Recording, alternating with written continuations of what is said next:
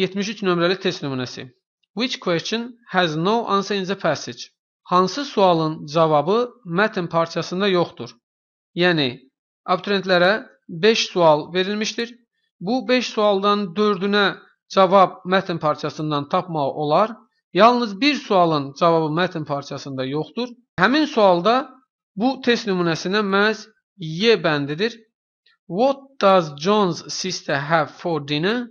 John'un bacısı günorta yeməyinə nə yeyir? Biz burada John'un məhz bacısının olması barədə məlumata sahib deyilik. John'un qardaşı vardır.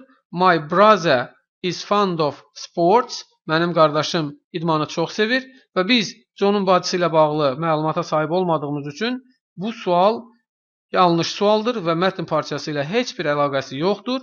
Bizə də məhz həmin sualı tapmaq tələb olunurdu. Doğru cavabımız Y bəndidir.